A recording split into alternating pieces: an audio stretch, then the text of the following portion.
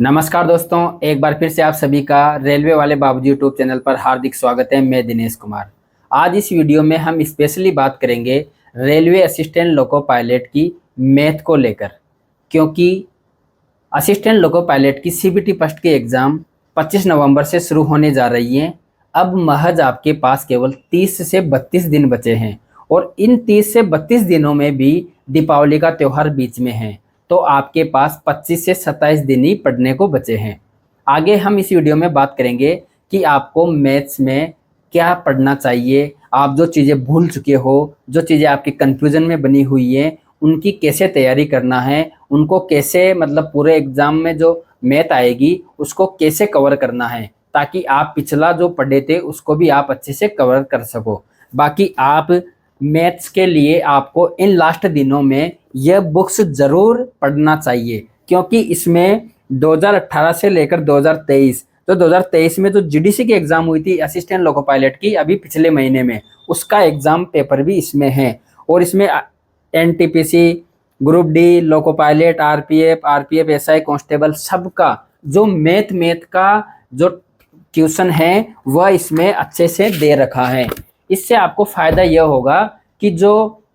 पिछली एग्ज़ाम लगी थी उसमें से जैसे टीसीएस एग्ज़ाम जो करवाती है वह हमेशा जो बार बार क्वेश्चनों को रिपीट करते रहती है, क्योंकि चाहे एसएससी हो या रेलवे हो, दोनों की एग्ज़ाम टीसीएस एजेंसी कंडक्ट करवाती है, तो ये बार बार उन्हीं क्वेश्चनों को घुमा फिरा के पूछती रहती है। इसलिए आप कोई सी भी बुक्स देखो, आपकी अपने इच्छा अनुसार है, लेकिन मैं तो ये चाहूँगा कि आप ये बुक्स ले सकते हो, ये काफ़ी अच्छी बुक्स है ना। तो लेकिन आपको प्रैक्टिस सेट तो निकालना है, चाहे आप किसी भी बुक्स से निकालो। लेकिन 2018 से लेकर 2022 तक जितनी एग्ज़ाम हुई थी सभी का आपको जो मैथ्स के क्वेश्चन आए थे उन्हीं को पढ़ना है, क्योंकि लास्ट के दिनों में पढ़ने का फ़ायदा यह है, जैसे आज से एक महीने पहले आपने कोई टॉपिक पढ़ा,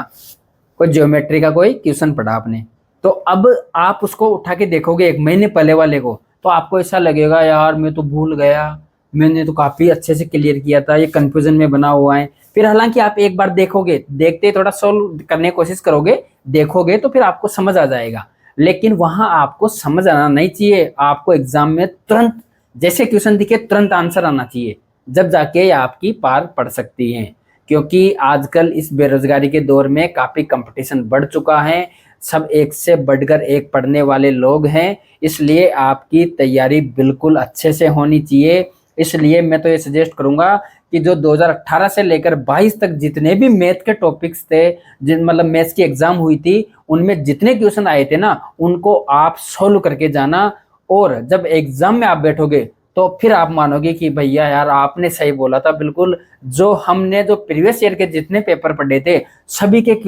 सभी क्वेश्चन उन्हीं में से आए थे जो हम पढ़ के गए थे। इसलिए जो सबसे इम्पोर्टेंट ये है, इतने दिनों से तो हर कोई तैयारी कर रहा है, वो इम्पोर्टेंट है, लेकिन सबसे इम्पोर्टेंट है कि लास्ट के दिनों में आप किस तरह से पढ़ाई करते हो। आप देखिए अभी आपने चाहे से 4 साल से अच्छे से तैयारी कर ली होगी, इन लास्ट के दिनों में आप बिल्कुल 10-15 दिन से पढ़ना बंद कर दीजिए, आप बिल्कुल भूल जाओगे, आपका सिलेक्शन नहीं हो सकता। इसलिए आपको जो पिछला जो आपने पढ़ लिया जो टॉपिक, जैसे कोई एवरेज का टॉपिक पढ़ लिया, प्रतिशत का टॉपिक पढ़ा था एक महीने पहले, तो अब आप बार क्योंकि एक महीने पहले उस टॉपिक को पढ़ा आपने, फिर बाद में आप मैथ्स के और टॉपिक को कवर कर रहे थे, तो उनको पढ़े हुए तो एक महीना हो